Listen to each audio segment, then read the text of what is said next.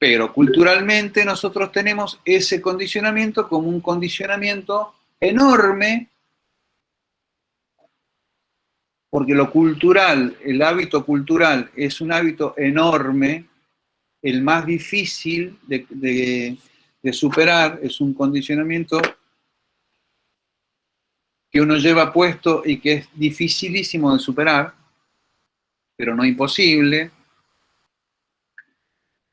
Y quiero decirles que para poder superar eso hay que invertir esfuerzo, ingenio, creatividad, inteligencia y todo eso que me estoy planteando cuesta en el mercado. Entonces, todas esas cuestiones hay que saber hacerlas. El sentido de lectura se puede forzar con variables de diseño que generan variaciones provocadas por la disposición de los elementos en el plano. En ese caso, la jerarquía deberá actuar como un orden visible que genere un sentido claro por contraste de formas y tamaño. Las variables de jerarquía de texto son siempre una cuestión de contrastes que se pueden clasificar de la siguiente manera: contraste de tamaño, contraste de color y contraste de forma. Jerarquía por tamaño. Acá tienen claro lo que es una jerarquía por tamaño. Siempre las palabras que están trabajadas más grandes, que están dispuestas con mayor tamaño, van a tender a leerse primero. Mucho más si están dispuestas de esta manera, donde el ángulo superior izquierdo coincide con la tipografía de mayor tamaño. Entonces acá yo no estoy contradiciendo el sentido de lectura. Además, le estoy incluyendo una jerarquía por tamaño al sentido de lectura. Entonces acá no tengo que tener ningún problema para que esto se lea jerárquicamente. Distinto es en este sentido, donde yo acá sí estoy alterando el sentido de lectura. Lo estoy obligando al receptor a arrancar fuera de lo que es su clásico arranque, que sería el ángulo superior izquierdo. Me siento medio boludo repitiendo siempre lo mismo, pero también tengo claro que es la única técnica que me está dando resultado hasta estos momentos. Se entiende lo que estoy diciendo, ¿no es cierto? La bajada yo la pongo arriba. Entiendo, porque aparte, cuando estamos trabajando periodismo, como sería este caso, estamos trabajando con un tipo de receptor que entiende los códigos del periodismo. Es decir, no estamos trabajando con analfabetos cuando estamos trabajando jerarquía de texto. Estamos trabajando con gente que sabe leer y escribir y que tiene cierto grado de cultura y cierta gimnasia de leer las noticias y leer revistas y etcétera, etcétera. Entonces yo puedo entender que el público al que me dirijo tiene esta gimnasia y es un público adecuado para este tipo de juegos con el que yo tengo que interactuar con el receptor. Siempre tengan en claro que el trabajo de comunicación es un trabajo de interacción. Yo estoy interactuando con el receptor y esa interacción es una relación. Yo estoy estableciendo esa relación, una relación con el receptor, y en el caso del texto, de este tipo de texto, que sería lo que nosotros en diseño llamamos diseño editorial, se da la característica de que es una relación periódica, una relación que se da con periodicidad. Más o menos es el caso de cuando ustedes postean, por ejemplo, redes sociales, o tienen un grupo de personas que los siguen. Con ese grupo de personas que los siguen, sean personalmente sus redes personales, o sean redes para las que trabajan, o sean revistas o diarios, donde hacen publicaciones periódicas, se genera una relación. Esa relación tiene que ver con que el receptor ya empiece a esperar determinadas cosas con las que ustedes generan esa relación. Por ejemplo, una forma de escritura, una forma de presentar esa escritura, eso que postean, una forma de sacar las fotos, una forma de trabajar las fotos, una forma de diseñar el post. Eso es lo que va generando una relación por la que el público espera determinadas cuestiones con ustedes. Esa relación que se va generando por la interacción es una relación cultural de mucha riqueza cultural, que en otros momentos era una relación muy fuerte. Por ejemplo, en los momentos donde uno entra en relación, en los medios gráficos, por ejemplo, uno entra en relación con un columnista que lee durante muchos años el mismo día. Los columnistas, en la Gaceta, por ejemplo, todos los sábados publica el mismo columnista, todos los domingos publica el mismo columnista, todos los viernes publica el mismo columnista, y uno lee ya ese estilo, ya le tiene tomado el estilo, ya en algunos diarios más sofisticados que la Gaceta, o en alguna revista más sofisticada que la Gaceta, tienen diseños específicos para ese tipo de columnas, con lo que también se genera esa relación visual. Eso que era muy fuerte en otros momentos, o tenía unas formas en esos momentos, ahora han cambiado la forma. Parece que fueran diferentes, y para los que vivimos otros momentos parece que fueran más efímeros. Solamente cambiaron la forma. Pero las relaciones se siguen dando, la interacción se sigue dando, esas formas se siguen esperando. Entonces está bueno que cuando uno genera esos posts, sepa que está generando también una relación con el receptor, con ese grupo de receptores, sea chico, grande, mediano. Y esa relación que ahora tiene feedback, es decir, uno tiene manera de chequear ese canal y esa relación, le pueden contestar, en YouTube, por ejemplo, eso se da mucho, porque en YouTube hay mucha interacción con los seguidores, y los youtubers generan el contenido a través de la relación con los seguidores.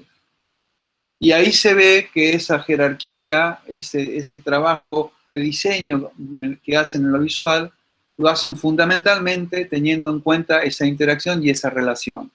En YouTube, esa relación que les estoy narrando es muy clara. Pero no porque sea clara en YouTube deja de existir en otras redes.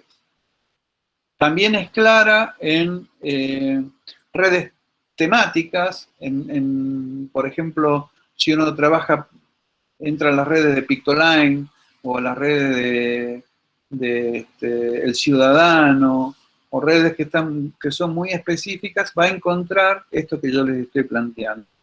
Y si uno es inteligente en sus posts, va a buscar la manera de generar esa relación y de subrayar esa relación.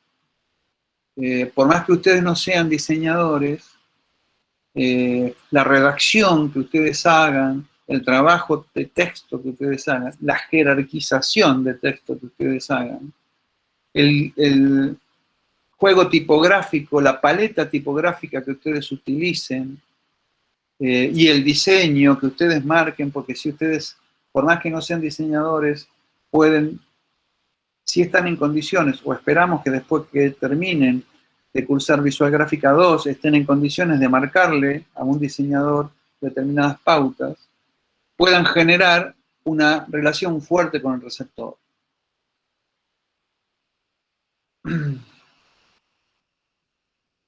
La jerarquía por color tiene, además de la jerarquía por tamaño, porque no son dicotómicas, se pueden usar, se pueden combinar, todo esto que les estoy planteando son herramientas que son combinables. Se pueden sumar, pueden aumentar, pueden trabajar, además de esto, el color. Y cuando uno trabaja color, también trabaja contraste y también trabaja formas, puede cambiar. En los casos anteriores, lo que estábamos viendo era una jerarquía con la misma tipografía. Acá estamos cambiando la tipografía, entonces estamos cambiando la forma. Cuando uno combina tipografía, tiene que saber bien qué tipografía combina y por qué. Acá están tomadas arbitrariamente, no hay ningún estilo, pero hay que saber combinar las tipografías. Combinar esta tipografía romana que dice jerarquía por contraste de forma, que es una Times New Roman, con la futura extra bold itálica que tiene el texto que dice se utiliza contraste formal, no es una muy feliz combinación, pero depende del contexto, puede ser utilizada. Todo se utiliza, depende del contexto. ¿Se entiende el término, el concepto de jerarquía? Es un concepto sencillo que si nosotros no lo vemos presente, nos damos cuenta rápidamente. Fíjense lo que es esta página, que es una página de principio del siglo, de un diario norteamericano. Fíjense lo que es el texto sin jerarquización. Por supuesto que esto corresponde a otros contextos, a otros tiempos, donde era posible, las personas que no tenían hoy, no tenían la cantidad de información que tienen hoy, entraban a una página como la que estamos viendo sin ningún tipo de problemas. Hoy sería impensable presentar una página así. Sería absolutamente impensable porque solo presentar una página de esta manera es suficiente para que la gente salga corriendo para otro lado rápidamente. Sin embargo,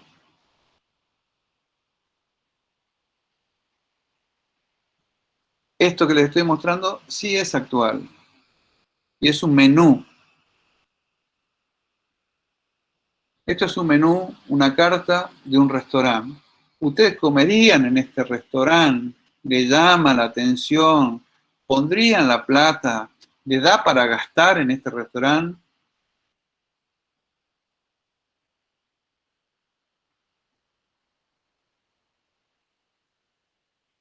¿Le da hambre este menú? No. Bueno, fíjense de qué estamos hablando. Fíjense, cuando estamos hablando de diseño, cuando estamos hablando de diseño funcional, estamos hablando de este tipo de cosas. No estamos, si me encargan un diseño de una carta, yo no tengo que cumplir con escribir lo que me piden que escriba y presentárselo como una información al tipo que se sienta a comer. ¿Qué querés comer? Bueno, te informo lo que hay para comer. Acá está. Este plato que tiene estos ingredientes y cuesta tanto. Bueno, eso no es la comunicación como la entendemos nosotros. ¿O qué opinan ustedes? Soy todo oídos. Opinemos. Capaz que estamos equivocados nosotros los docentes de esta cátedra y de la cátedra de publicidad que sostenemos lo contrario. Siempre es No, bueno. un menú así como que no atrae, digamos, a los clientes, no les llama la atención, entonces, ¿por qué van a tener ganas de ir a comer a ese lugar ¿Con quién hablo? conmigo? ¿Con quién hablo que me vuelvo loco? ¿Quién está hablando?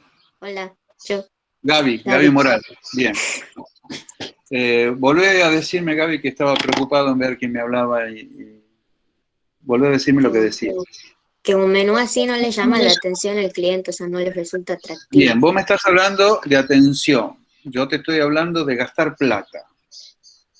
Claro, o sea, no le va a resultar atractivo, entonces es como también tiene que ver como el nivel que te puede dar la presentación del menú, o sea, como el nivel que le puede dar al restaurante o al lugar donde vamos a comer la presentación de ese menú. Vamos por partes, porque por ahí podemos notar, yo vuelvo a este tipo de cosas que a veces doy por sentadas, para que la refresquemos y ver cómo estamos en el pensamiento. Porque hay una escuela de pensamiento para la que ese menú estaría bien, porque Yo sí lo veo comunica sofisticado y y forma. ordenado. Vos lo Claro, ves porque sofisticado y funciona eso. ordenado. Milagro Corbalán. Milagro. Yo, o sea, ahora me doy cuenta, yo sí leo un menú, a ver, yo mi mente vuela y es como lo imagino y deseo la comida. Ahora, sería diferente si en el menú hubiera imágenes, por ejemplo. No sé si ya iría como una venta inducida, entre comillas, pero qué sé yo, incluso cuando ponen estos como folletitos en la mesa, como con las promociones y qué sé yo, muchas veces terminamos eligiendo eso que estamos viendo porque vemos la imagen, porque nos resulta, qué sé yo, atractivo por la promoción, por lo que sea. Pero se me hace diferente un menú que tenga imágenes a esto que no. A mí me resulta muy difícil pensar separadamente las cosas fuera de la publicidad, digamos. Por contaminación profesional, me resulta difícil. En general, cuando yo iba a la facultad, a los diseñadores, los profesores de diseño, le mezclabas el diseño y la publicidad y te pegaban en la mano y te arrodillaban en maíz en penitencia. Para los diseñadores hablar de vender es como una cosa horripilante. En general, para mí no. Para mí la funcionalidad del diseño tiene que ir en función de lo que te pida el que te lo encarga. Muchas veces el que te lo encarga no sabe qué es lo que quiere, sobre todo en Tucumán. Y lo que te piden es un poco lo que me plantea Gaby, llamar la atención.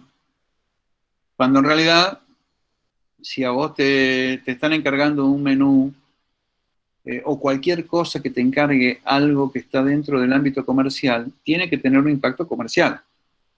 Si te encargan un menú, en realidad lo que te están encargando, y eso no tenemos que ser Jeff Bezos para darnos cuenta, lo que te tienen que resultar el menú es que la gente encargue comida y utilice y consuma mucho. De ahí el más, si un diseñador está preparado para resolver esa cuestión, es otra historia. Porque eso también es una cosa que ustedes son muy chicos en acometer estas materias, que es el gran problema que yo tengo, que cuando se dan cuenta de todo lo que les decimos, tanto en publicidad como en comunicación visual gráfica, ya salieron de la facultad y dicen, uy, cierto, que... y me agarran por la calle y me dicen, usted tenía razón, pero ya no estamos para conversar estas cosas. Entonces yo trato medio que me desespero para que entiendan que estas cuestiones son las cuestiones con las que van a tener que lidiar después. Es cierto que los diseñadores por ahí no están preparados para resolver cuestiones de publicidad, de la misma manera que los publicistas por ahí tampoco están preparados para resolver cuestiones de diseño. Y si hay algún profesional que debería resolver todas las cuestiones porque tiene todos los conocimientos, son los comunicadores. O deberían ser los comunicadores. ¿Por qué? Porque un comunicador sabe lo que es una segmentación, sabe lo que es un posicionamiento, sabe lo que es la jerarquía de texto, sabe lo que es la necesidad de vender y sabe lo que es un diseño funcional. No puede hacerlo porque no tiene la instrumentalidad, pero tiene la capacidad teórica de poder pensarlos y poder dirigir esos profesionales. Lo que no es menor, es más bien mayor. Entonces, por eso estamos debatiendo este tipo de cosas. Con lo que le estoy planteando que la jerarquía de texto es uno de los elementos, pero no es el elemento funcional fundamental. Y que muchas veces la jerarquía tiene que ver no con un texto, sino con una foto.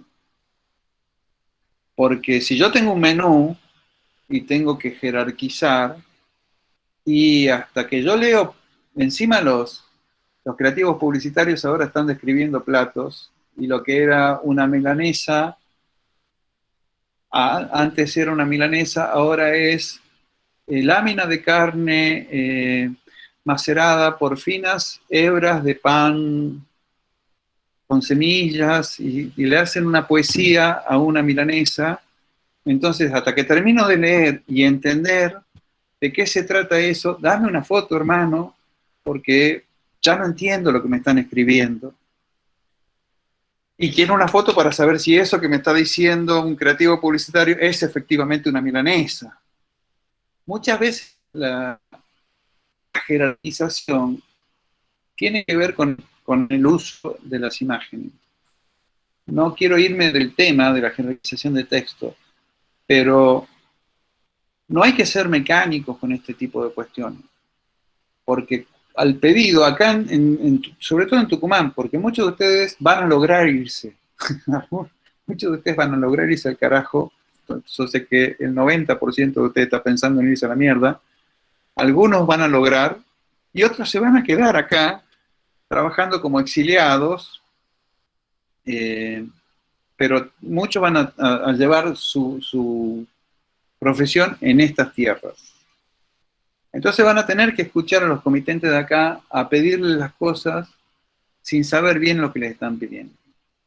Entonces van a pedir, como dice Gaby, algo que llame la atención, cuando en realidad lo que necesitan es vender, porque si no venden van a tener que cerrar el restaurante o el drugstore o lo que sea. Si no venden van a tener que cerrar. Y ellos no saben cómo se vende. Y capaz que ustedes tampoco sepan cómo se venda, pero sí saben lo que es un diseño funcional. Entonces, tienen que saber distinguir cuál es ese requerimiento y cómo se resuelve. Cómo se resuelven esas cosas. Porque a lo mejor uno se pone fundamentalista con estas cuestiones y plantea una buena jerarquía de texto, cuando en realidad lo que se necesita es otra cosa. Eso es lo que le quería decir respecto de este texto, que capaz que está bien jerarquizado, pero no es lo que se necesita para este tipo de pieza.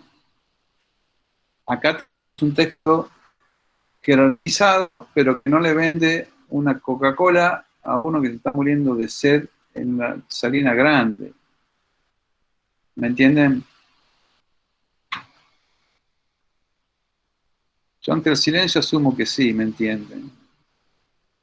Y acá tienen otra cosa parecida, que también es un texto jerarquizado, que capaz está mejor jerarquizado que el otro, pero tampoco me está diciendo nada, no me está comunicando. Textos bien jerarquizados con poca comunicación, donde la jerarquía de texto está resuelta, pero no está resuelta la comunicación. Con esto yo le quiero decir que la jerarquía del texto no resuelve la comunicación. Una cosa es jerarquizar el texto, resolver la composición, y otra cosa es resolver la comunicación. ¿Se entiende el concepto? Fíjense acá. Texto jerarquizado. Comunicado como el culo. Porque no tengo un sentido de lectura claro. Acá tengo jerarquización por tamaño, sin sentido de lectura. Con un sentido de lectura alterado, con un horizonte alterado, con la inclinación, tengo una inclinación que es una inclinación de 7 grados, que no resuelve nada, porque no es una inclinación que me lleve a ningún lado, y donde no sé qué es lo que tengo que leer primero. Tengo eje central por un lado. Lo único que tengo claro es el título, el nombre de la revista, porque ya lo tengo incorporado. Después, todo lo demás me es difícil de leer. Y estamos hablando de publicaciones que tienen todos los problemas resueltos, ¿no? No estamos hablando de publicaciones que estén aprendiendo en este momento. Me gustaría que interactuaran y me gustaría escuchar su opinión de todas estas cosas, ¿no? Que no tiene que ser nada más que una opinión. No tiene que ser ni una certeza, ni una cosa aguda, ni una precisión, ni una respuesta espectacular. Una opinión me alcanza a mí como para poder seguir mi camino. Profe, ¿no se ve ahí también en esa imagen, en esa portada, digamos, lo del miedo al vacío? Como que hay El, texto por todas partes, digamos. el horror Bakuy, sí. Claro, y hay Sí, imágenes por todas partes que no se sabe por dónde empezar, digamos. sí, el fondo negro. Y el fondo negro que te ayuda a eso también. Sí, sí, obviamente también esto tiene que ver con tener que hacer una tapa todos los meses. Y cuando vos tenés que hacer diseño periódicamente, y hay veces que no te salen. Es decir, no tenés siempre la misma calidad. No tenés siempre la misma posibilidad de tener la entrevista. No tenés la posibilidad de mantenerte bien siempre, y aparte acá tenés un trabajo interactivo, porque la página, la tapa te la da un editor, no depende la decisión no depende del diseñador. Pero es un problema.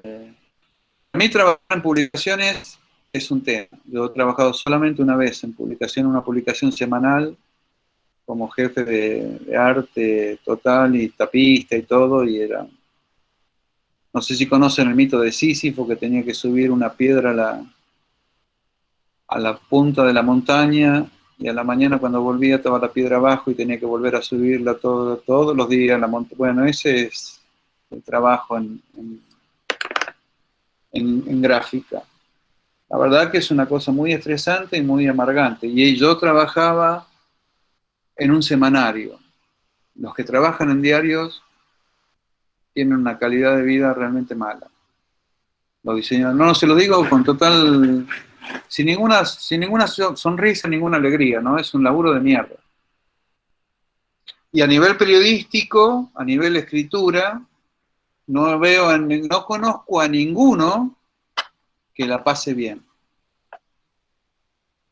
En general son alcohólicos y demás, y otras drogas, y no la pasan bien para nada. En la Gaceta, sobre todo, no la pasan bien para nada. Es un diario tradicional, ¿no? No sé cómo trabajarán los portales y los otros medios, cómo trabajan, porque ya no está la espada de Damocles esa enorme que tenías, que era el cierre. La Gaceta cierra a las 9 de la noche, vos hasta las 9 de la noche tenés que tener todo escrito. Y va todo a diseño, y tenés que diseñar todo hasta las 11 de la noche, que va a grabado al taller, y ahí tenés que tener todo resuelto, y los diseñadores trabajan en 2 horas, por supuesto que todo lo que pueden, pero en 2 horas tenés que tener todo listo, y ahí recién te desentendés, y ahí se van a tomar todo, ¿me entendés? Está todo el estrés que tenés que descargar. Eso, si no pasa nada, tipo elecciones, bueno, ahora van a pasar un sábado y domingo de mierda. Y los medios electrónicos también tienen esa dinámica. La verdad que el periodismo no es una profesión que me encante a mí particularmente, ¿no? Y esto tipo de cosas, trabajé un año en una cosa de esa que era mía, digamos, no tenía manera de zafar,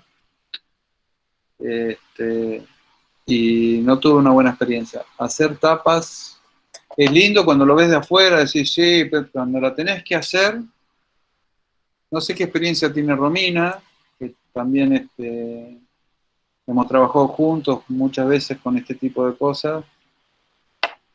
Tapas de libros, todo, son decisiones, la página en blanco es una cosa que te Todo estresa un muchísimo, montón. todo implica muchísimo, Sí, siempre, pero ver que generalmente en los diarios y en las agencias de publicidad manejamos esos tiempos.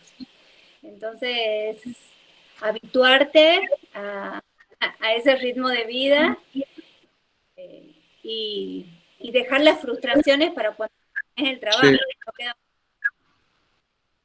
hay que sacarlo o sacarlo. claro. Acá vos, Sobre en general lo que hacemos nosotros, que yo se lo enseño a Romina eso, es el plan B. Esto puede ser el plan B o el plan C. Vos, la etapa que sabés que van a probarte, hacer primero. Que no es la más creativa. Esta debe ser el plan B. Y después cuando te sacás el estrés y te pones a probar cosas piolas, cosas nuevas, te pones a retocar fotos y ese tipo de cosas. Pero ya esta ya la tenés. Capaz que la piola se la rebotaron o no llegó o no apareció la foto, porque estamos hablando de la primera década del 2000, cuando todavía se trabajaba con archivos. Ahora todo es mucho más fácil, Gaby. Ahora vos metés Luca Prodan en Google y te aparece una foto y te pones a negociar derechos, nada más. Llamar al archivero y decir, negociame los derechos de esta foto y listo. Antes tenías que salir a buscar la foto. Y por ahí el vago retocó una foto en baja y no consiguió la foto en alta y la tapa se le frustró y salió el plan B. ¿Me entendés?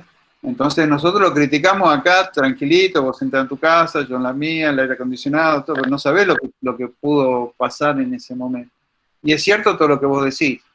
Y de última es cierto que lo que nos llega a nosotros es eso. Las excusas no se publican, no las conocemos. El vago que no sé quién es, pero firmó diseño de tapa, cachito, y está escrachado para siempre, ¿me entendés? Y ya está, y todo lo que son excusas no se publica. Pero yo soy solidario con todos los muchachos estos porque conozco el tema, es horrible. Es feo, el diseño el diseño y la publicidad, por eso se pagan bien, salvo en Tucumán. En Tucumán todo se tiene así. Yo termino el asado, termino de comer el asado, empiezo con un monólogo que se titula Tucumán, Tucumán dos puntos, la tumba del glamour. Acá, Eugenia me dice que la voy a hacer odiar Tucumán. No, Eugenia, vas a odiar Tucumán sola, por más que no me escuches a mí. ¿No? Y en general no es Tucumán, es el norte, en general. Acá no se paga bien porque no se hace una publicidad como se debería hacer, no hay un mercado. Nosotros no tenemos masa crítica como tiene Córdoba. Digamos, el límite para poder mover un mercado serían unos 2,5 millones, 3 millones de habitantes. Nosotros llegamos a 1,5 millones de habitantes. Entonces no tenemos masa crítica. No se mueve la economía como debiera, no se gasta no se invierte lo que se debiera, entonces no llegamos a ser lo que es Córdoba, por ejemplo. Como Argentina no llega a ser lo que es Brasil, justamente porque falta masa crítica, falta mercado. Además, tenemos un mercado concentrado en Buenos Aires, no está repartido, entonces las provincias no tenemos un mercado. Esto, por supuesto, se agrava, ya voy, Iris, se agrava cuando vamos a las provincias más chicas. Cuanto más chica la provincia, menos funcionan estas cosas. Las redes abaratan los costos, entonces aparece un mercado nuevo, aparecen medios nuevos que generan mercados nuevos. Y todo empieza a funcionar, porque las escalas se hacen más chicas y empiezan a funcionar las cosas. Ya, vos no necesitas los costos que necesitabas antes con los medios tradicionales para hacer publicidad y empiezan a funcionar. El mercado empieza a funcionar, la publicidad empieza a funcionar el diseño, porque empiezan a cambiarse las escalas. Y eso es lo que estamos trabajando nosotros en este momento. Empezamos, antes era hacer redes, antes era ser community manager, ahora está cambiando eso. Nosotros teníamos una optativa de gestión de redes. Cuando cambia la gestión de redes, empieza a cambiar la gestión de redes, cambiamos, sacamos esa optativa, porque está cambiando eso, la gestión de redes está cambiando hacia publicidad en redes, publicidad digital. Nosotros estamos cambiando esa optativa para pasar a hacer lo que es la publicidad digital. Y estamos en ese proceso. Las dos materias estamos en ese proceso y vamos a tener novedades en los próximos años, porque esto no es fácil. Voy a volver a aplicar jerarquía de color. Los 3 parámetros de jerarquía que hemos visto, que son, por la jerarquía la buscamos por contraste. Si la buscamos por contraste, el contraste significa comparar los elementos dentro de la misma página. Eso es el contraste. Es una comparación entre los elementos que hay en la misma página. Esa comparación es una diferencia. Tiene que haber diferencia. Contraste significa diferencia. Que se puedan diferenciar claramente los elementos en la página. Que uno pueda identificar cada uno de los elementos de esa página por algún patrón diferente, por alguna individualidad. Esa diferencia la podemos marcar en el tamaño, en el color o en la forma. Podemos generar otras cosas para marcar diferencias. Hay otras maneras de marcar diferencias. Por ejemplo, si nos atenemos acá, por ejemplo, la inclinación podría ser una manera de contraste también, una forma de marcar diferencia. Acá no lo es porque todos tienen la misma inclinación. Entonces esa inclinación no marca diferencia. Pero si yo cambiara la inclinación entre la foto de Ciro y la foto de Luca, eso sería un contraste. Un contraste angular, un contraste de inclinación. Los que más usuales, aunque no los únicos, son de tamaño, de color y de forma. Y funcionan así. El color es un cambio de color, distintos colores, los tamaños son distintos tamaños en la página, y las formas son distintas tipografías o distintas formas en la página. Así de sencillito. No tiene mayores dificultades. Cuando lo vemos en acción, como lo estamos viendo acá estamos viendo una combinación de todas las que hemos visto. Estamos viendo contraste de tamaños, contraste de color y contraste de forma. Acá en esta página estamos viendo todas las acciones que relevamos en acción, más el ángulo, que en este caso no podemos hablar de contraste porque no hay contraste. Hay un cambio de ángulo respecto del horizontal, pero como se mantiene en todos los casos, salvo en este llamador de Tom Cruise, no vamos a hablar de contraste. Solo con el contraste de tamaño yo puedo comunicar perfectamente. En este caso, de manera muy funcional. Este era un afiche que había enfrente de la plaza y que comunicaba muy funcionalmente. Yo ya les hablé de que este tipo de afiches de vía pública tenían un condicionante muy marcado, que era los 40 kilómetros, que es la máxima permitida en auto en la ciudad, y los 8 kilómetros, que es lo que la velocidad que caminamos. 8 kilómetros es la velocidad que camina un peatón, y 40 kilómetros es la máxima permitida para un automóvil.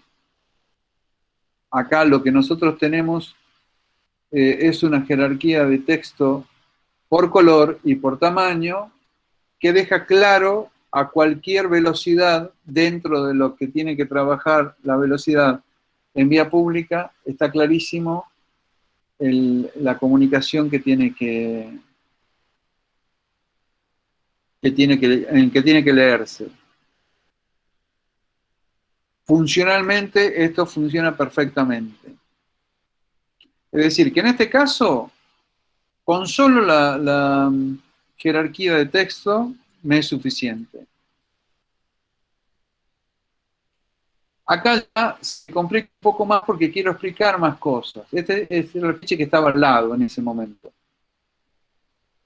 Y acá ya me pongo más descriptivo y se me empieza a complicar. Porque acá ya quiero explicar una textura que hay en la tela a la que llamo evolución y que hay una cantidad de cosas que ya no leo. Ya me tengo que parar al lado del afiche para poder leer este texto.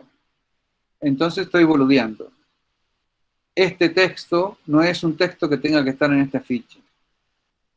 No es un texto a comunicar, no es una información a comunicar en esta pieza comunicacional. ¿Se entiende? Esto lo puedo decir en un spot televisivo, lo puedo decir en una revista, porque la tengo a 30 centímetros y tengo un contrato de lectura en la revista. ¿Ya le explicaron el tema del contrato de lectura? Chicos, ¿le explicaron el tema del contrato de lectura? Sí, ¿lo puede volver a explicar? No, porque no es mi materia. El contrato de lectura es algo que le tienen que explicar en periodismo o en teoría de la comunicación. Sí, sí lo explicaron en periodismo. Bien, ¿y lo retuvieron? El contrato que genera el medio con quien lee, digamos. O sea, cada medio tiene un contrato de lectura diferente con quien lee. ¿Y cómo se verifica ese contrato?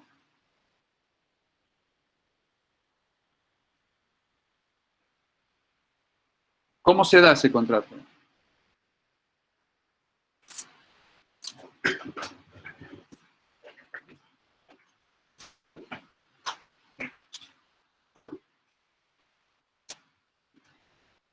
Ese contrato de lectura se produce mediante la compra. En el momento que te compran un medio, vos podés presumir que ese hecho de comprar el medio genera ese contrato de lectura. Entonces, podés asumir que el comprador del diario, de la revista, del canal de cable, va a leer o va a creerte, va a asumir ese medio o la información que está dentro de ese medio, va a asumir ciertos valores dentro de lo que es ese medio que acaba de comprar. El solo hecho de comprarlo hace que esa información, que el comprador se apropie de esa información y le crea. Entonces este tipo de información que dice evolución, debería estar dentro de un medio que asumiera un contrato de lectura. Porque yo le estoy planteando una serie de informaciones que tiene que asumir como verdad, y ese tipo de asunción como verdad entra dentro de un contrato de lectura, no en este medio de vía pública donde ese contrato de lectura no se verifica. Es muy finito esta cuestión, pero tiene que saberla y tiene que empezar a manejarla. Acá esa información no tiene estatuto de verdad. Nadie la asume como verídica, porque no hay contrato de lectura. Entonces lo estoy tirando a los chanchos. Esto que están viendo a partir de ahora son ejemplos que hemos fotografiado en los pasillos de la facultad. de la facultad donde se enseña ciencia de la comunicación. Y muchos de ellos están hechos por comunicadores de la facultad. No es este caso, donde si hay algo que no se ve es jerarquía de texto. ¿Pueden leer esto?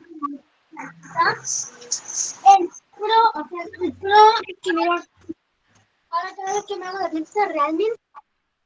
No te entendí nada, Leila Dafio. Nada de nada.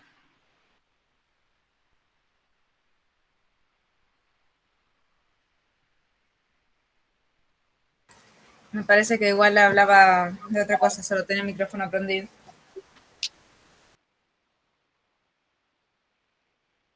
¿Alguien puede leer algo de esto? ¿Alguien puede...?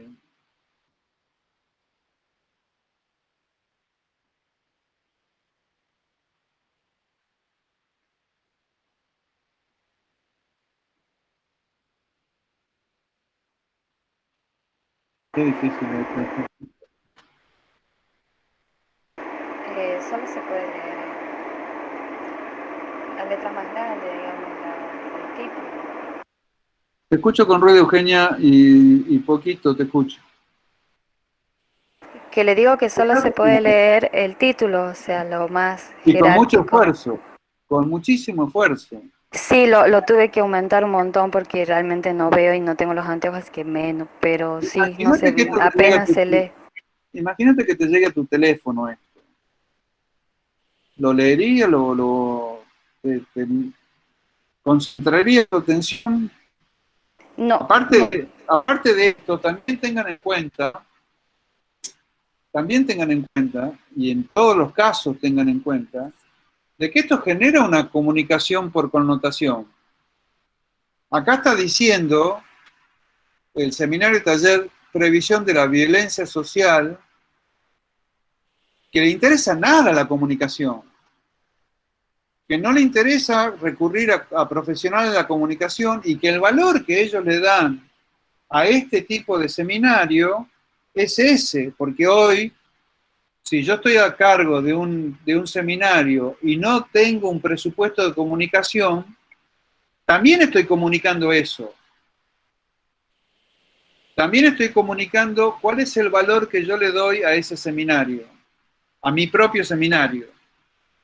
Todo eso, aunque nosotros no lo podamos relevar punto por punto y anotar punto por punto, es algo que nos va entrando por connotación.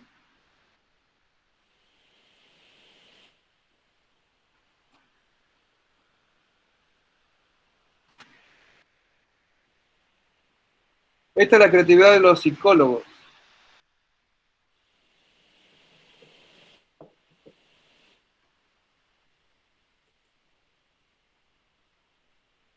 Y estas son psicopatologías graves de la infancia que se llevan hasta la adultez y después se hacen afiches. Todo esto desde la facultad, ¿no? Pero acá viene lo más bello. ¿Qué leen ahí? Oferta de drogas. Oferta de drogas. Esto estaba en la facultad.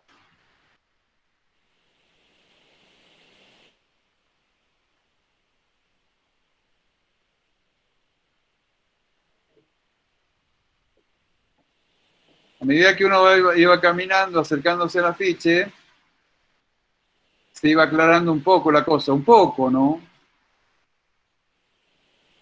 Pero queda claro lo que es la jerarquía de texto.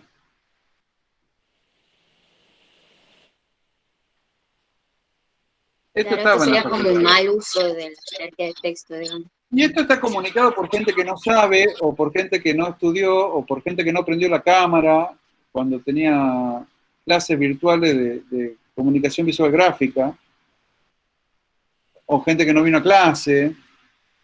la decepción de la persona que se acercó y se dio cuenta que no le iban a dar oferta de droga. También, ¿no? Pero igual, ¿Qué dice desilusión? Emiliano que funciona para llamar la atención. Sí, claro, pero te imaginas que si vos vas por oferta de droga y cuando llegas te dicen reducción, y bueno, te vas a llevar una decepción.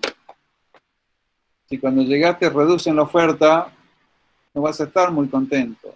Estos errores, ¿se imaginan que los estudiantes de ciencia de la comunicación avanzados llegan y ven ese afiche? ¿Cuál es la opinión que tenés del Estado? Del Estado ya, de un Estado que trabaja así su propia política, que comunica así su propia política. Porque no estamos hablando de cualquier cosa, estamos hablando de una cosa importante, de una política de Estado, que la comunican de esa manera. Se supone que la comunicación del Estado provincial es discurso dominante. Entonces, si vos lo te planteas como discurso dominante, te planteas como que este discurso es un discurso que muchos van a seguir. Entonces, es de una irresponsabilidad absoluta esto. Es espantosa la irresponsabilidad que tiene esta gente.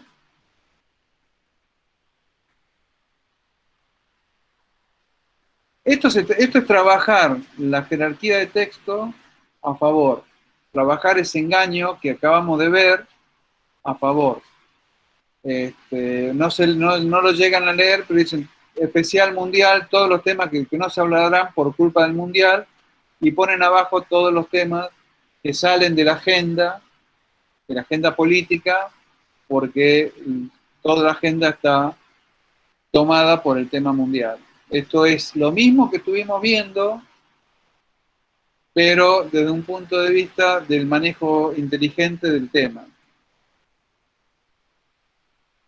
Acá tienen otro discurso del Estado tucumano,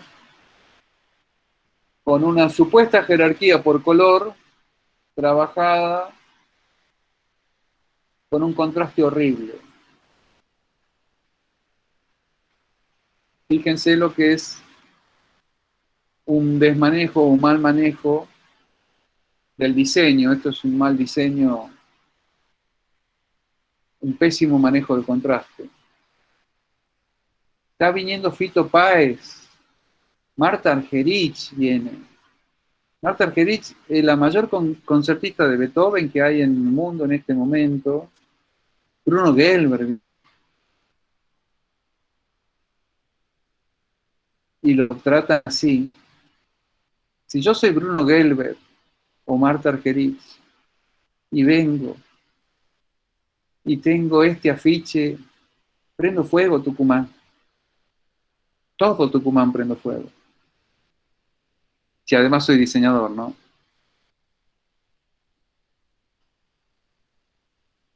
Bueno, esto es una aplicación del mismo error, ¿ven? Ven que se persiste el error porque ya cuando salen del degradé de color y van a la lona, que en ese momento no se podía imprimir con degradé, ya directamente le ponen amarillo para que no se lea un carajo, ponen amarillo de fondo para lograr que no se lea.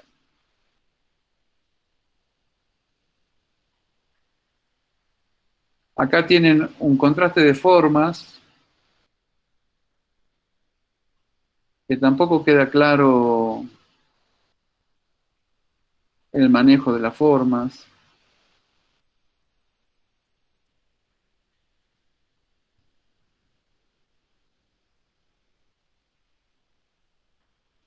Bueno, acá ya las conclusiones las pueden sacar ustedes mismos.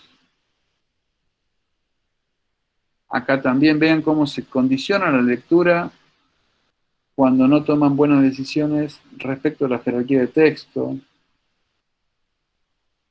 o cuando la jerarquía por contraste no es lograda, como en el caso de Love, que tiene una buena jerarquía por tamaño, pero no resuelven la jerarquía por contraste.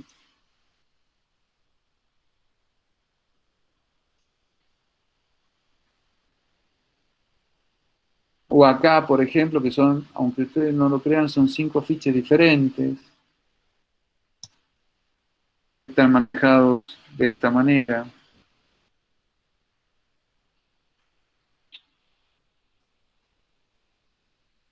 Cuando uno habla de jerarquía, como estuvimos planteándolo, estamos hablando de composición.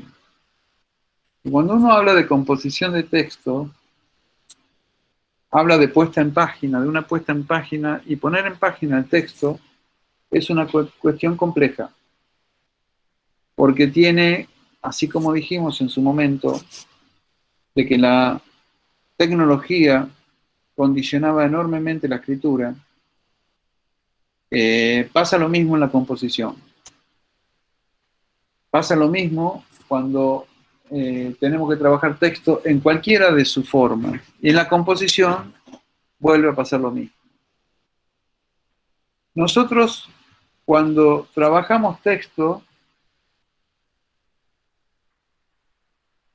siempre vamos a tener el enorme condicionante en cualquier tipo de elemento que trabajemos, de cualquier manera, de cualquier forma. Hay en todas las civilizaciones, en todos los momentos de la historia, tenemos presente el mismo condicionante,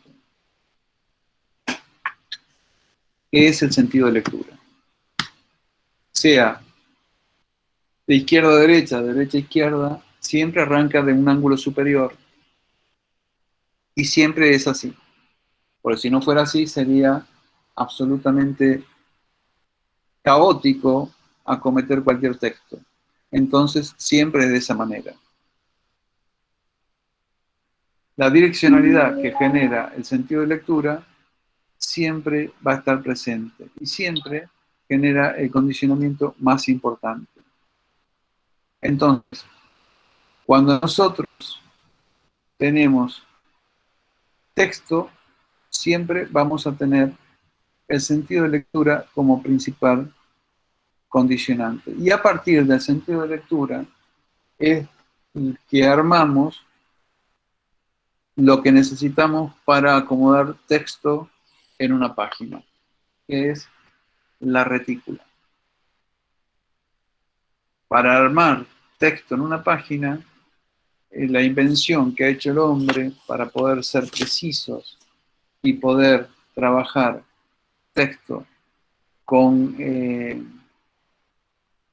precisión y belleza y funcionalidad es la retícula. ¿Qué es la retícula? Es un ordenamiento que se hace del plano para trabajar texto. Se utiliza en publicaciones, se utiliza en periódicos, en revistas, en cualquier cosa que tenga texto, en internet, en posteos, en todo lo que tenga texto en un plano. Quienes trabajaron la retícula con mayor intencionalidad fueron los movimientos racionalistas y funcionalistas del siglo XX. Los que más trabajaron el concepto de retícula son los profesores, los diseñadores de la Bauhaus, los del neoplasticismo holandés, los del constructivismo ruso, son los que más trabajaron esos conceptos y lo que más tuvieron en cuenta cualquier tipo de variación. Tengan en claro que el sistema de impresión con el que estaban trabajando en ese momento era un tipográfico, es decir, que no tenían otra posibilidad. Imagínense un sello gigante que lo único que podían hacer era poner letras y barras en un sello gigante. Profe, Entonces, sí. ¿la sucesión de Fibonacci puede ser entendida en un cierto punto como una retícula o no? En realidad la sucesión de Fibonacci es lo que dibujaría el número áureo, lo que dibujaría el modulor. Ya vamos a volver en eso. Ya vamos a volver a eso. La sucesión de Fibonacci, para que tengamos claro todos, es un número, es una sucesión, es la siguiente sucesión. 1, 2, 3. ¿Por qué 3? Porque es la suma de 1 y 2. 2 y 3, 5. ¿Por qué 5? Porque es la suma de 2 y 3. 3 y 5, 8. Es decir, la sucesión de Fibonacci es un número que es el resultado de la suma de los dos anteriores. Eso es la sucesión de Fibonacci. ¿Por qué es importante la sucesión de Fibonacci? Porque se descubrió que esa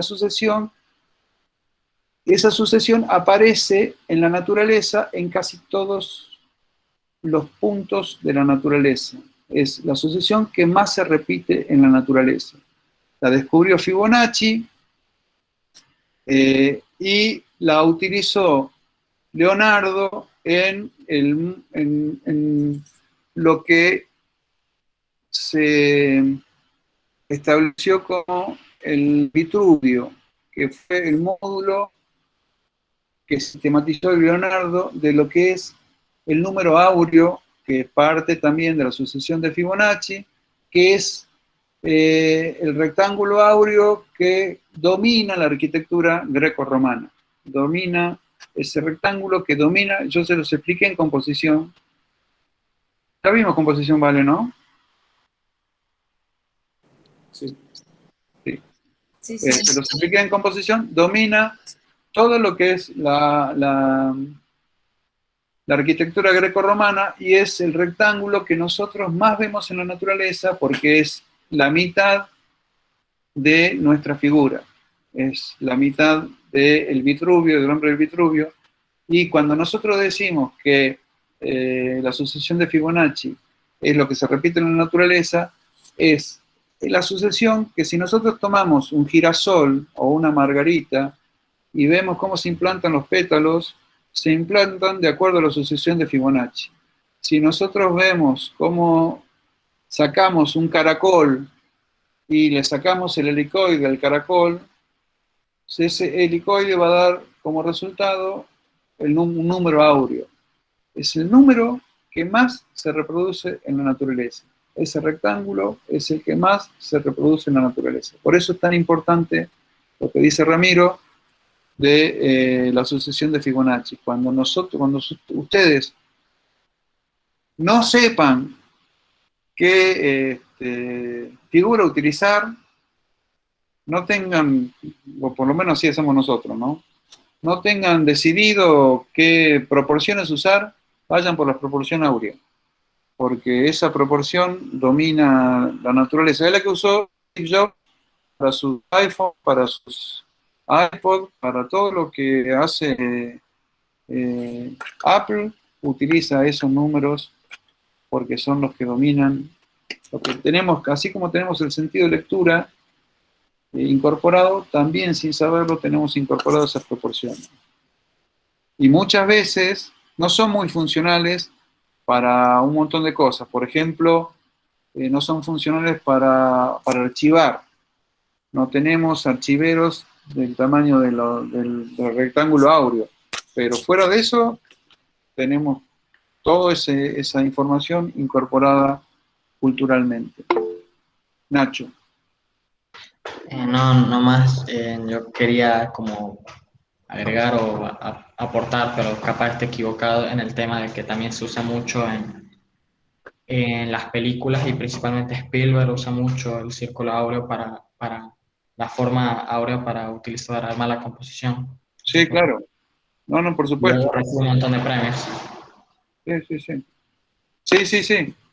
Sí, por eso les digo, cuando no tengan toma de partido previa y estén colgados y no sepan qué hacer, no duden en ir ahí, porque eso ya tiene una aceptación previa cultural asegurada.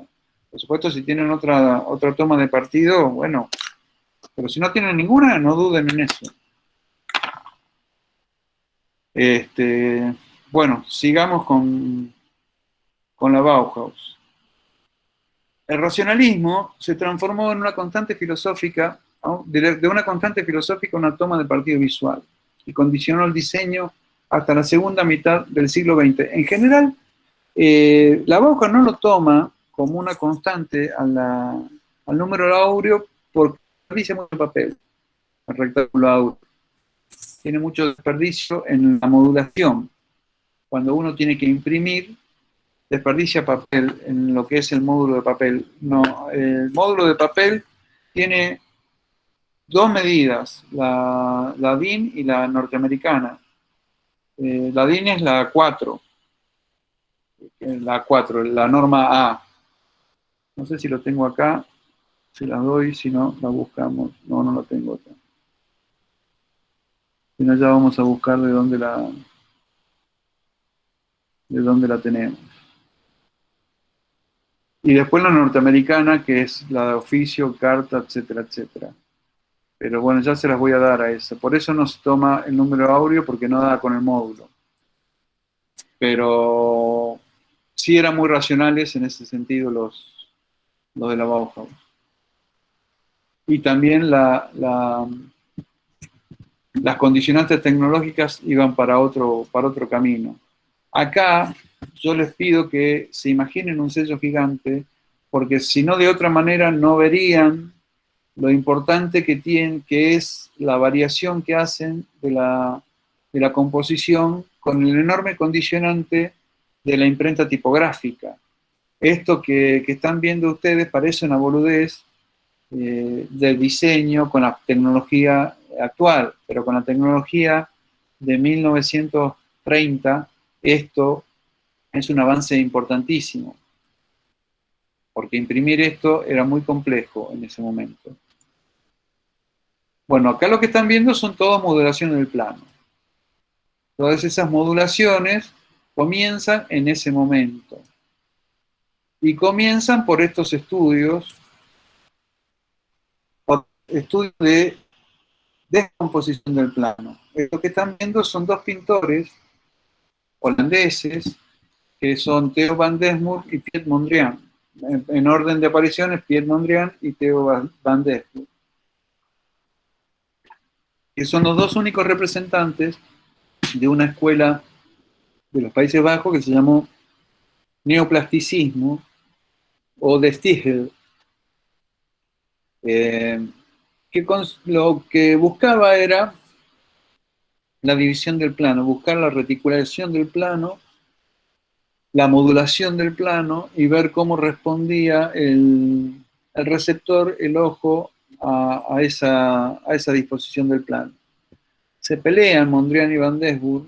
Vuelvo a lo mismo que planteábamos antes. Todo lo que hoy podemos hacer respecto del plano, lo podemos hacer por los estudios que hicieron estos pintores, esta gente. Ahora podemos hacer un montón de cosas. En ese momento estamos pasando de la pintura figurativa, de pintar lo que veíamos, a pintar lo que pensábamos. Ese pasaje requería este tipo de estudio. No se pasa de pintar lo que vemos a pintar lo que pensamos sin pensadores plásticos que piensen en la reticulación del plano. De la misma manera que uno ve una pintura de Pollock y dice, yo puedo pintar eso, y es probable que uno pueda agarrar y pintar un cuadro de Pollock después de Pollock. Antes que exista Pollock, no existía la pintura de Pollock. No existía alguien que pueda pintar sin composición, sin que existiera la composición. Un cuadro donde no se modula el plano, donde no haya ningún tipo de modulación del plano, ni ningún tipo de jerarquización, ni ningún tipo de composición. Después de Pollock, todo el mundo lo puede hacer. Antes de Pollock, nadie lo podía hacer. Por eso Pollock es tan importante. Uno ve un cuadro de Mondrian y dice, un boludo que hace liñitas y pinta entre las líneas un plano. Eso es fácil de hacer. Eso es fácil de hacer después de Mondrian. Antes de Mondrian no lo había hecho nadie. Van Desburg comete el error o la tropelía de inclinar la ortogonal. Las líneas ortogonales son a 90 grados, Van Desburg la hace a 45 grados y se pelean a muerte. Theo van Desburg y Piet Mondrian no se hablan nunca más. Esto es intrusos en el arte, pero así pasó posta. a partir de todos esos estudios, empiezan a aparecer otros estudios u otros pensadores que buscan otro tipo de reticulación y buscan romper los límites, entre ellos Kandinsky. Recuerde que Kandinsky había escrito 2 libros fundamentales, uno que se llamó Sobre lo espiritual en el arte, y otro libro que nosotros seguimos en la primera parte de esta cursada, que es Punto y línea sobre el plano, donde sienta las bases de este tipo de estructuración del plano, donde, vuelvo a decir, ahora es totalmente posible hacer esto, pero en una imprenta tipográfica, generar este tipo de angulación, este tipo de manejo de formas, este tipo de sobreimpresión de una foto sobre un bloque de color, como hay la cuña roja detrás de esta figura, era muy, muy difícil de hacer. Realmente son avances enormes para el momento en que se hicieron. Igual que esto es Marcel Breuer. Son diseños de un alemán llamado Marcel Breuer, que es un tipo que explora el eje de profundidad, el eje Z, en una imprenta tipográfica. También avances enormes que abrieron la posibilidad de composición de textos a planos que no existían hasta ese momento. Y acá lo que estamos viendo es el constructivismo ruso. Este es uno de los momentos de mayor apertura en lo que es la composición de texto de principio del siglo. A mi forma de ver, el constructivismo ruso marca el inicio del diseño gráfico, a mi manera de ver, porque para mi forma de ver, el diseño gráfico debe responder a una estrategia de comunicación. El diseño es estrategia, diseño. La palabra diseño conlleva un pensamiento previo, un plan previo, una estrategia previa. Y para mí diseño es comunicación, y entonces el diseño,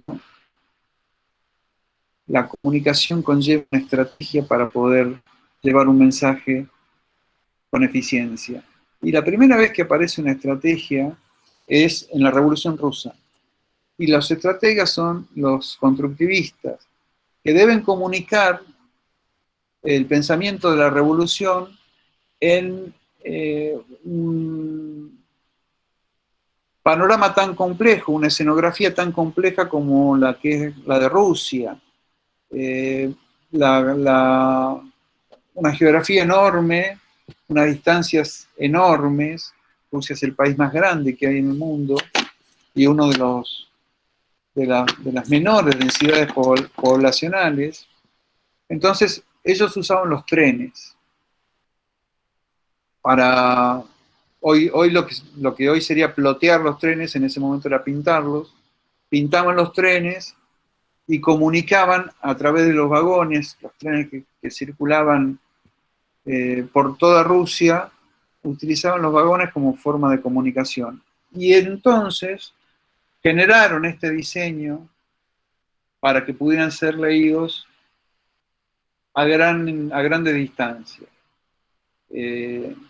Por eso yo digo que esto es el inicio del diseño gráfico, porque es el inicio de una estrategia. Acá lo que estamos viendo ya son avances fotográficos, ya son aplicaciones de fotografía en lo que son afiches, ya esto es comienzo del offset como sistema de impresión. Y acá estamos viendo lo que es el rectángulo áureo,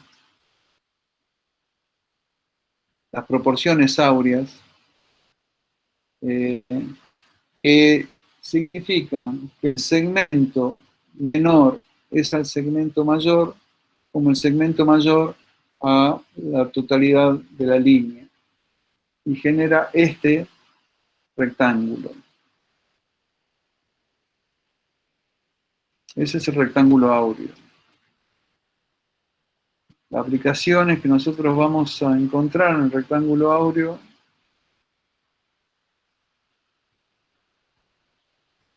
son estas que les he relatado en su momento. El Vitruvio, que es la célebre modulación que hace Leonardo del cuerpo humano, corresponde a la mitad del Vitruvio corresponde al rectángulo áureo. Y esto que están viendo arriba es las veces que se presenta, ejemplos de cómo se presenta el rectángulo áureo en nuestra naturaleza. Una retícula aplicada es esto. Es una modulación de plano que puede tener muchas formas. En las revistas y las publicaciones del siglo pasado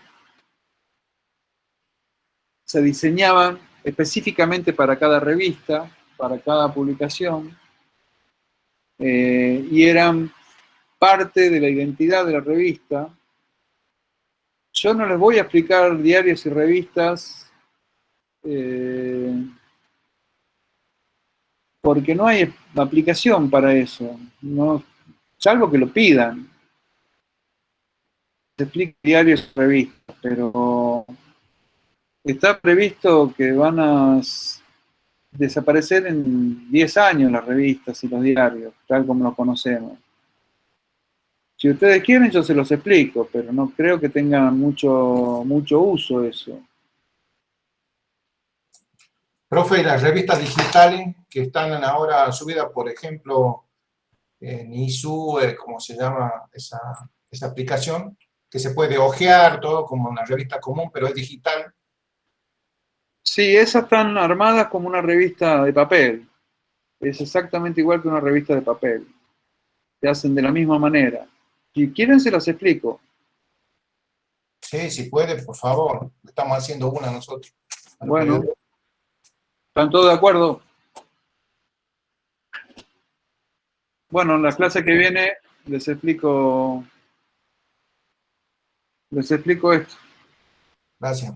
Ahora les voy a platicar. Están haciendo una revista digital. ¿Querés prender la cámara, Edgardo?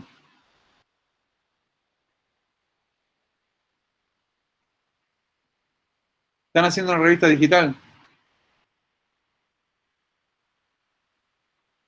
Micrófono. Perdón. En práctica periodística nos piden una revista, una página web, Qué bien. Radio. Y bueno. ¿Y en qué programa la están desarrollando?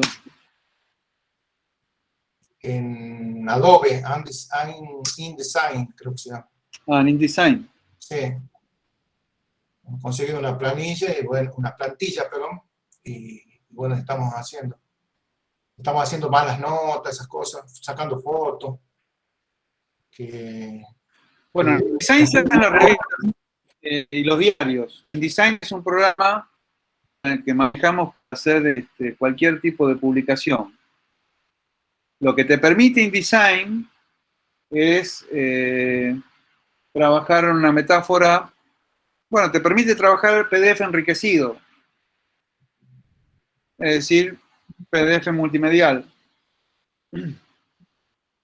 Y lo subís a una plataforma que te da el mismo programa. Fíjense, Edgardo, ahí vi que me escribía también una chica,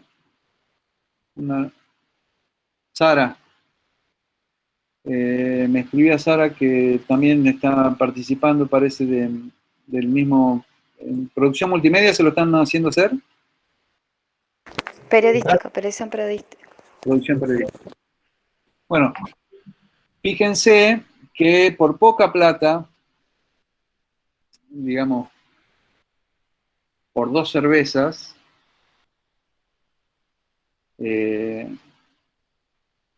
por 2 cervezas en Porter, ¿no? En Porter, en la Antártida,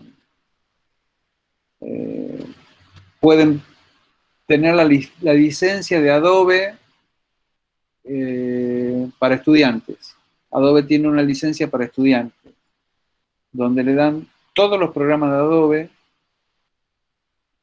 ¿Es necesario tener un mail institucional, profe? Pídanlo el mail institucional. Bien. Pídanlo. Mira, no estoy segura, pero sé de alguien que puso su mail común nada más, solo puso que era estudiante y número de libreta. Descuento. Sí, número de libreta. Sí, Adobe tiene 22 programas. Y son todos los programas que necesitan para trabajar. Mientras son estudiantes, creo que les sale 1.200, 1.300 pesos por mes. Por eso le digo... 650 está, 650 pesos. 650 pesos. 650 pesos es una pinta. Y les dan todos los tutoriales para aprender a manejarlos, toda la actualización en línea, pero le dan sobre todo costeo. Ustedes pueden hacer en InDesign, tienen el InDesign, el Illustrator, el Photoshop, el Dreamweaver, el Behance, Behance es una red social para poner los trabajos y que se lo vean en todo el mundo. Behance es una red donde están todos los diseñadores y todos los profesionales de estas cuestiones de comunicación de todo el mundo. Si los van a contratar por un portfolio de Behance. No los van a contratar por ninguna otra cosa. Y le dan hosteo para las revistas electrónicas hechas con PDF enriquecido. Entonces, cuanto antes se pongan a eso, mejor, porque lo van a aprender a manejar bien con los tutoriales que el mismo Adobe les da, con los programas originales, con la tipografía de los programas originales y con todo lo que tiene que hacer por muy poca plata, porque calculo que son $3 lo que le está costando el programa. Es prácticamente nada. Es un regalo. Es prácticamente nada. Yo sé que nosotros somos piratas y somos craqueadores y toda esa historia, pero se estarían perdiendo todo lo que es el contacto internacional, profesional, con todas las redes y sobre todo los tutoriales. Sobre todo los tutoriales y el servicio en línea, pero sobre todo el hosteo. Porque uno puede hacer PDF enriquecido, es decir, meterle una revista multimedia, meterle video, sonido, a una revista y hostearla. La suben Adobe les da con eso una nube que se llama Creative Cloud, donde ahí pueden subir sus publicaciones y las ven en cualquier lado. Es como si tuvieran una imprenta con eso. Y por 650 pesos, yo pago 1.500 por eso. Soy profesor. Igual esa revista, ¿se le puede agregar video también, me dice? Sí. Esto bueno es. Sí. Al PDF enriquecido se le puede agregar video. No es un formato que esté muy desarrollado. No es muy es más, se puede hacer solamente en InDesign. Por supuesto que se puede hacer también en Adobe Acrobat, que también lo trae la suite. La suite le trae el Acrobat profesional. Es decir, que pueden editar PDF sin ningún tipo de problema y sin ningún tipo de limitación. Agarran cualquier PDF y lo editan sin ningún problema. Y el PDF viene con reconocimiento de texto. Es decir, que agarran el PDF y tienen un OCR ese PDF, lo transforman en texto editable cualquier PDF. Es una joya esa suite. Si algo tienen que tener, es esa suite. Y nada más, ¿no? Después no necesitan nada más. Viene el Photoshop, el Premiere, viene el After Effects, todos esos programas que todos necesitan, vienen programas para el Adobe Post. que es para postear el teléfono, vienen programas para el teléfono, para postear el teléfono, profesionales, ¿no? Como el Canvas, vienen posteadores profesionales para el teléfono, en la misma suite, es lo que necesitan tener. Y páguenlo porque el único ratón que se hizo rico es Mickey, y no vamos a tener otra posibilidad. Paguen eso porque son 2 pesos. Si necesitan mailing institucional, lo piden en informática y se los dan. Pero creo que tienen solamente la libreta universitaria. Básicamente eso. El InDesign es complejo para enseñarlo y no necesitamos computadoras para enseñarlo y no es lo que nosotros queremos plantear. Pero es el programa que les va a permitir hacer cualquier cosa. Es básicamente la misma interfaz que el Photoshop, la misma interfaz que el Illustrator. No tienen que aprender mucho más. Tienen que aprender estas cosas que nosotros les estamos explicando.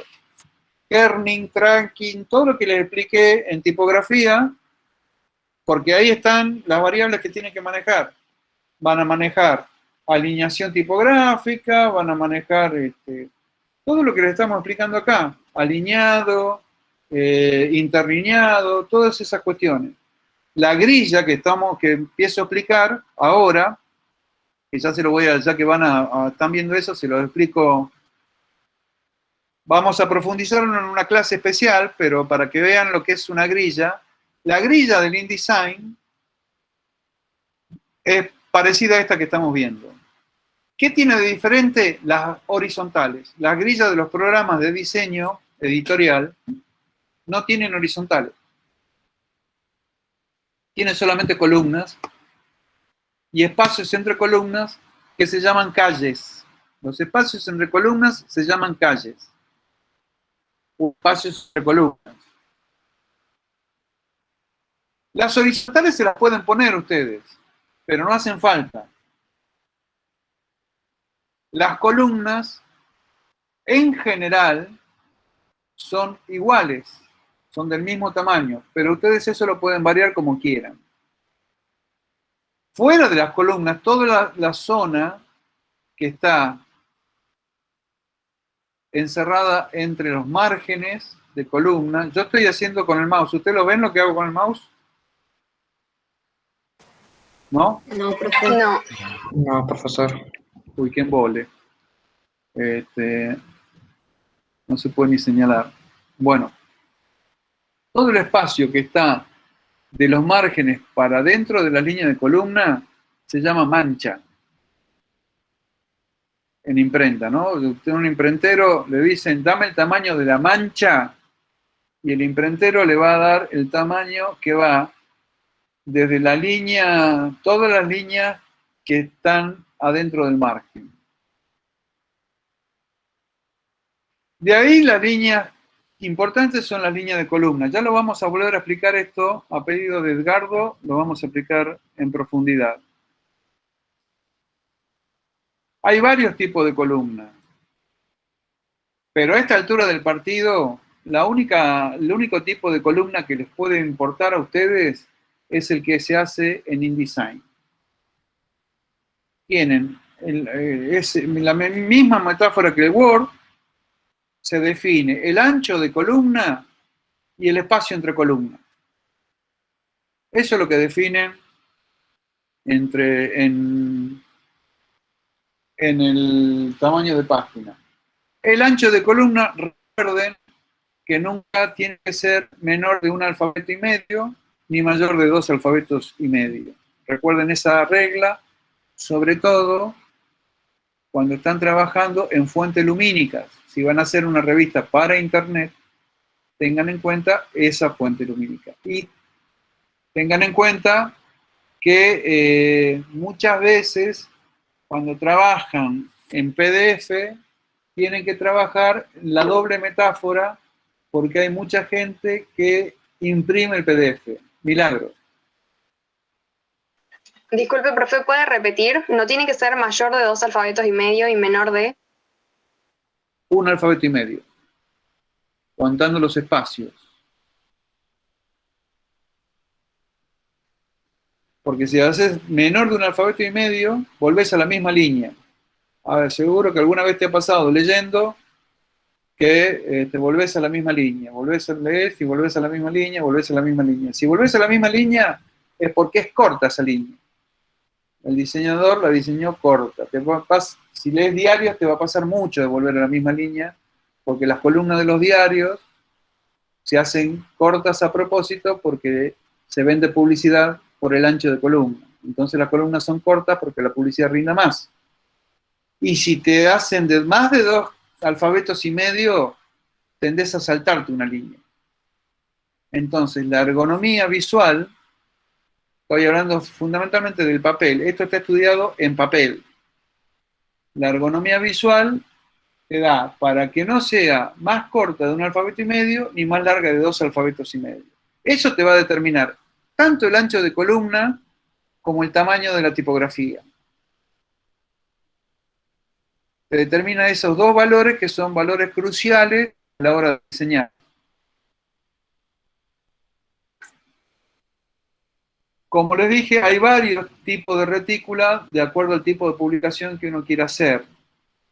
En todos los casos, ahora lo que tenemos que definir es el tipo de retícula que me genera el programa, que siempre el programa me va a plantear el ancho de columna. En la página web funciona ya otro tipo de reticulación, que tiene que ver también con la tecnología de los programas de la página web, que generan páginas web. En general, hoy se está trabajando, hay un 58% de las páginas web que están hechas en WordPress. Otro porcentaje importante está hecho en Wish y otro porcentaje importante se hacen en programación directa o en Dreamweaver, lo hacen programadores. Si vamos a trabajar con las plantillas que trae WordPress o Wish, directamente la retícula sale de la plantilla, como vos bien dijiste, Edgardo, sale por la plantilla. Lo importante es cómo elegimos la plantilla. En general, la plantilla se elige, o mejor dicho, ¿cómo eligen la plantilla? Soy todo oídos.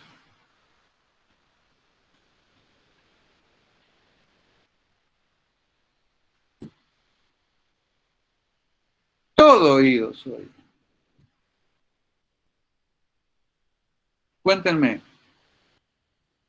Yo creo que primero vemos la estética y bueno, claro, y vamos pensando. La haces técnica, ¿no, Edgardo? Sí, para la que me gusta.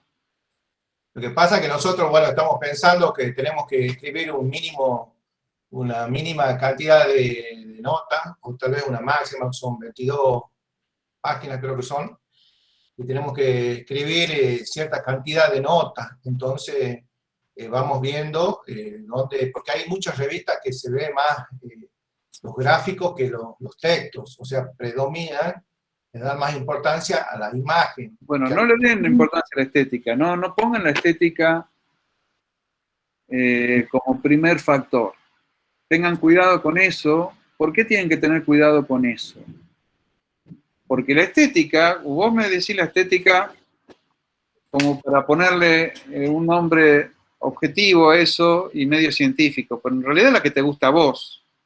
Como no me querés decir la que me gusta a mí, porque suena horrible eso, me decís en función de la estética, que suena mucho mejor para dentro de una universidad. Pero en realidad lo que me estás diciendo es la que me gusta a mí. Y ese es el problema, que te gusta a vos. Y ojalá el que lo lea, el que lea lo que vos escribís sea igual a vos. Sería fantástico eso. Pero es muy raro que haya muchos Edgardos del otro lado y vos escribas para vos y te leas vos. Sí, aparte de raro sería medio turbina, medio turbio toda esa cuestión. Es como quiere ser John Malkovich. ¿Viste esa película Quiere ser John Malkovich? Sí. Bueno, sería más o menos así. Y es muy raro, muy extraño que se ve. Yo les voy a dar una serie de tips para que salven eso, porque Es raro que se dé eso así, y en general cuando elegís así, cabeza fracaso. Porque es raro que se dé eso que vos estás planteando. Que del otro lado vaya muchos Edgardos que compartan algo tan subjetivo como es el gusto. El gusto de uno es subjetivo de uno. Uno cree que es universal, porque si me gusta a mí, ¿cómo no te va a gustar a vos? Y encima ahora tenemos el filtro burbuja, que es redes neuronales que nos ponen en internet lo mismo que estamos viendo y creemos que todo el mundo piensa como nosotros. Ese es el efecto del filtro burbuja, por eso se llama filtro burbuja. Esas redes neuronales que nos dan la razón todo el tiempo, entonces realmente pensamos que todo el mundo piensa como nosotros y salimos a tomar el Capitolio. Esto que se lo estoy diciendo graciosamente es así, y no es gracioso, porque pasó así hace poco tiempo, lo tenemos que saber manejar. Ahora tenemos una serie de facilidades, de cosas muy fáciles a nuestra mano, lo que no significa que nos tenemos que olvidar de que somos profesionales para manejarla. En el momento que nosotros teníamos que hacer una revista, era tanto el laburo que no nos permitíamos fallar. Porque tenías que... Yo vengo de la época que no había computadoras. Entonces vos tenías que sentarte en un tablero, hacer las columnas, con una regla T, hacer las columnas y a pegar tira de texto.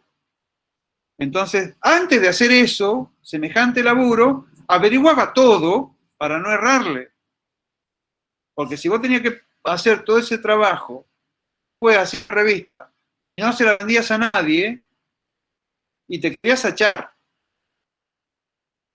Entonces, antes de que acharte, averiguabas todo lo que tenías que averiguar para no errarle. Ese proceso de averiguar todo para ser objetivo, la elección, hay que seguir haciéndolo. Porque que no tengas que hacer todo ese trabajo no significa que tengas que fracasar. Y el resultado es el mismo, lo hagas vos el trabajo o elijas una plantilla. Es igual. Porque si haces mal el trabajo o elegís mal la plantilla, vas a fracasar. Y vos no querés fracasar. ¿O sí? Bueno, entonces, de la misma manera que antes yo por ahí estaba trabajando y estaba haciendo algo que no me gustaba, en lo más mínimo me gustaba, pero lo estaba haciendo porque los parámetros objetivos me daban que ese público al que yo me estaba dirigiendo tenía esos patrones culturales, esos códigos culturales, y yo tenía que ir a esos códigos culturales, ponele, tenía que trabajar con Elegante. Cuando yo escucho el Indio Solari, y ni en pedo me compro un disco de Elegante, ni llevado por torturado me lo compraría, ni me bajaría, y ni en pedo le pongo el algoritmo esa información para que me baje música en Spotify de Elegante. Si tengo que usar esos códigos porque a la revista que estoy haciendo, al receptor de esa revista, le interesan esos códigos y esos códigos me facilitan la comunicación, o la plantilla que estoy utilizando, la plantilla que tengo que elegir tiene que tener esos códigos, elijo esa plantilla. Porque la estética es una herramienta o es un código cultural. Entendamos eso. No es mi fin personal. Y mi estética me la pierdo en el donde sea. Porque no es para mí, no soy yo el receptor. Yo cuando soy receptor, soy súper sofisticado, como me gusta a mí, o no sofisticado, soy como me gusta a mí. Cuando soy comunicador, soy como tengo que ser. No tomo la estética como fin, la tomo como un medio. Salvo que quiera hacer algo de autor. En ese caso no soy comunicador. Porque cuando comunico, mi subjetividad tiene que estar corrida. Por supuesto que va a aparecer, inevitablemente, porque no soy un objeto, soy un sujeto. Pero va a aparecer inevitablemente, no va a estar presente centralmente. Si está presente centralmente, soy un narcisista que me tengo que dedicar a otra cosa. No puedo ser un comunicador porque estoy generando ruido en la comunicación. Si aparece mi subjetividad en el proceso comunicacional, va a aparecer como ruido, no va a aparecer como comunicación. Salvo que esté escribiendo mi autobiografía. Entonces, yo lo primero que tengo que hacer, ¿vos estás usando publicidad, Edgardo? Sí. Bueno, ahí pasé yo un brief. Y en el brief, cuando expliqué brief, le dije, eso le va a servir para cualquier proceso de comunicación. Tienen que hacer una tarea de generar una revista, busquen el público objetivo. Si no se los dio el profesor, génenlo ustedes. Hincha de San Martín. De 35 a 55 años, de 25 a 35 años, que rugbyistas, de estudiantes de colegio privado, de último curso de colegios humanistas. Invéntense un público. Invéntense un público, invéntense códigos culturales de ese público, busquen esos códigos, busquen la plantilla en función de ese público. Pueden errarle. Puede que el proceso no sea, pueden que tengan ese público y le hayan errado la plantilla, puede ser eso, pero hicieron el proceso. En la próxima búsqueda de la plantilla no le van a errar por tanto y en la próxima no le van a errar por... No es fácil buscar una plantilla, ¿no? Uno se marea con todas las posibilidades que tiene. Y en el programa este que le estoy diciendo, en la suite que le estoy diciendo, hay plantillas también. Una de las cosas que proveen es una cantidad enorme de plantillas y tipografía. Tomar la decisión también es un proceso angustiante. Mucho menos angustiante es cuando objetivizan el proceso de comunicación. Y dicen, bueno, alumnos de último año de escuelas religiosas de Tucumán. Y si fueran alumnos míos, los mandaría a que hagan una encuesta de códigos culturales de esa gente, a la que pueden ir por las redes y ver qué es lo que postean. Tiran un hilo y ver qué postean. Y van a encontrar códigos culturales de esa gente y van a saber cómo tienen que buscar la plantilla. Si uno dice alumnos de colegios religiosos del último año de Tucumán, uno podría imaginar que los códigos religiosos tienen que aparecer. Si uno tira un hilo se va a dar cuenta que no tienen que aparecer y si aparecen tienen que aparecer en forma de parodia los códigos religiosos, pues se cagan en la religión los alumnos de colegios religiosos. Eso lo saben porque tienen amigos ustedes. Entonces ya saben cómo tienen que plantear ese tipo de cuestiones. Pero básicamente eso es lo difícil de nuestra profesión. Si no, sería una boludez nuestra profesión. Y sería cierto que cualquiera lo puede hacer como es lo que están planteando afuera de la facultad. Que cualquiera se pone a comunicar. Claro, cualquiera se pone a comunicar, pero no cualquiera comunica. Para comunicar hay que saber comunicar. Hay que tener en cuenta todos estos procesos. Si no es fácil. Como todo el mundo cree que compra 3 carteles y es senador. ¿Me entienden, chicos? Esto hay que hacerlo con profesionalismo y seriedad. Básicamente, esa es la diferencia que tenemos nosotros y nuestra carrera con muchas otras carreras que también hay en este medio, ¿no? Que también hay en este medio. Y esto se lo digo con conocimiento de causa, porque yo sé cómo funcionan las cosas acá en Tucumán y cuáles son las cosas que no funcionan. Entonces está perfecto buscar plantilla, pero no es la estética Eso que vos planteas, Edgardo, es lo que plantea todo el mundo. ¿Y por qué el mundo fracasa entonces? ¿Por qué no tenemos revistas exitosas? ¿Por qué no tenemos publicaciones exitosas? ¿Por qué no tenemos... ¿Por qué esto no es un éxito? En Tucumán no son todo la nata. ¿Por qué no tiene todo el mundo éxito acá? ¿Nunca se pusieron a pensar eso? ¿Saben cuántas personas ven Panorama Tucumano? Entre paréntesis, mañana me invitaron a las 9:30 de la noche. Quisiera que me vieran y que postearan y que... Son la única hinchada que tengo. Más vale que se pongan las pilas. Mande mensaje. Tengo que tener una diferencia de tener alumnos. Alguna diferencia a favor tengo que tener. ¿Saben cuánto tiene eso? ¿Cuánta gente lo ve? 120 personas. Es la Gaceta, Panorama Tucumano y La Pelota en Coche. Si fuera así como me dicen, serían todos exitosos acá en Tucumán. Todos. ¿Y por qué no son? Pregunto bien, ¿no? ¿Por qué no son todos exitosos si es tan fácil? Porque no es tan fácil. No es tan fácil. Es bien difícil esto. Es bien difícil. Y invocarle,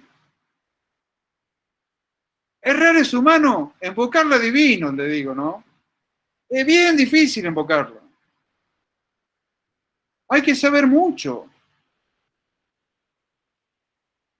Y todas estas cosas que yo digo, que usted está mirando, ve a los que prenden, lo que tengo el ojo que prende la cámara, y lo veo así. Así. Y yo sé lo que le estoy diciendo. Y pasa. Y yo lo miro y le digo, estos giles, si supieran lo que vale lo que le estoy diciendo, no estarían boludeando como están boludeando. Porque a mí me lleva 4 horas por día de lectura, como mínimo, y 25 años de pegar esta contra el asfalto. Porque yo no soy empleado. Yo soy emprendedor desde hace 30 años. Y sé lo que les estoy diciendo. He triunfado, he fracasado y he triunfado un montón de veces. Sé por qué he triunfado y por qué he fracasado. Y les puedo asegurar eso. Las veces que he hecho lo que me ha gustado a mí, he fracasado estrepitosamente. Y armar una plantilla, hoy es una cosa, no es una cosa sencilla. Es muchísimo más fácil, pero hay que saber hacer cosas. Y me alegro mucho que les estén haciendo hacer eso en la práctica de periodismo. Es un gran avance. Me encantaría que le enseñaran a usar los programas en informática, que le enseñaran a hacer PDF enriquecido multimedia, pero bueno, todo no se puede pedir. Básicamente, en la parte que a mí me corresponde enseñar, busquen el público objetivo. La estética es una herramienta, nunca la tomen como un fin. Y nunca tomen su estética como la estética universal. Se van a cagar de hambre. Le va a gustar a ustedes, pero se van a cagar de hambre en varios idiomas. En varios idiomas se van a cagar. Se los digo no porque me lo hayan contado, ¿no?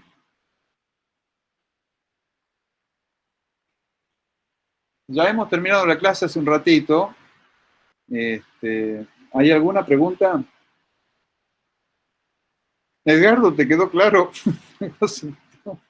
Demasiado, sí. Bueno, me alegro que eso ha sido demasiado. Fíjense, júntense de última para el programa. Lo único que van a tener que hacer es compartir el mail, pero es importante eso que les digo, es una... Hay cosas favorables de que vivamos en el tercer mundo, y esa es una de las cosas. Es realmente bueno el programa ese, no necesitan más que eso para verlo. Con eso tienen todo resuelto, con ese programa tienen todo resuelto. Son muy buenos los tutoriales, y son mucho mejores los tutoriales que cualquier curso que esté dando vuelta acá en Tucumán, cualquiera, ¿no? Acabo de ofrecerle eso a una tesista que me pedía cursos acá en Tucumán, una tesista de Terma, que se quería venir a hacer curso de Tucumán de eso. Le dije, no, si vas a pagar, pagá el programa y hacer los cursos por los tutoriales de los cursos, de los programas. Son buenísimos los cursos. Y si no hay cursos de esos programas en YouTube, de todos los programas, ¿no? En español. Sabiendo el Photoshop, el InDesign, el Illustrator, y si se copan bien el Premiere y el After Effects, pueden salir a trabajar sin ningún tipo de problema. No necesitan saber mucho más en el mercado. Para el mercado tucumano no necesitan más.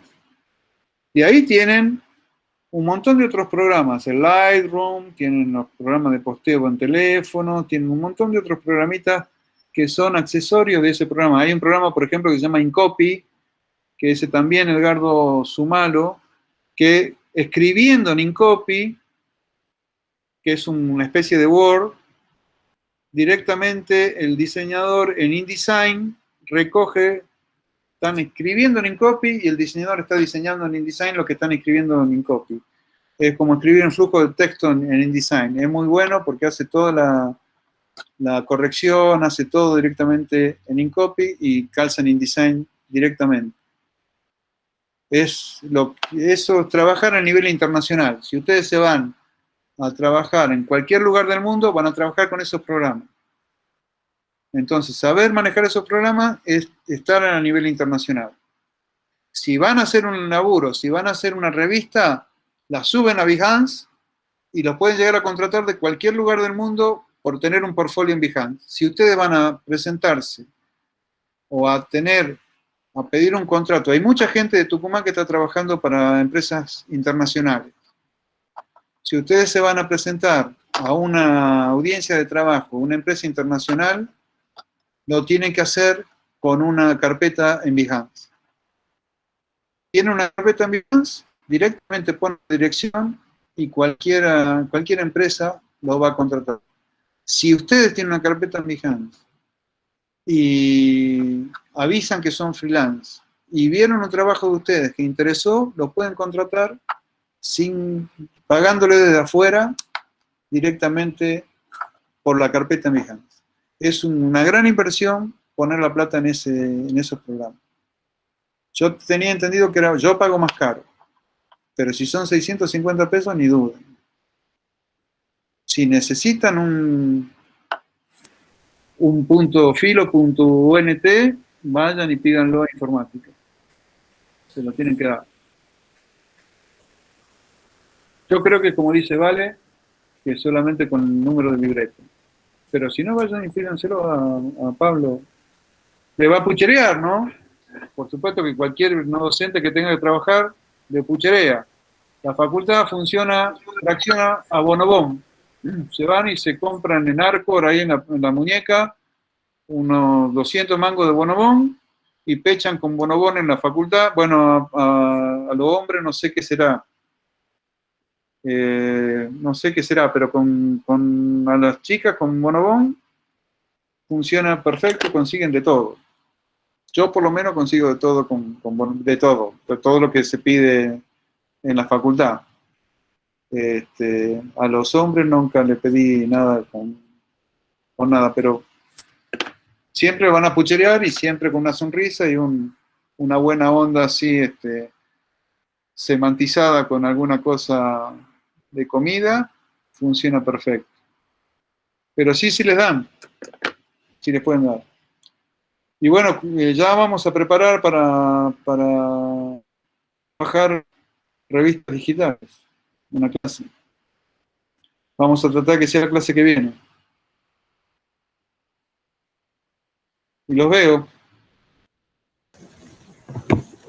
Gracias, profe. Muchas gracias. Hasta luego. Gracias, profe, nos vemos. Con las profes nos quedamos.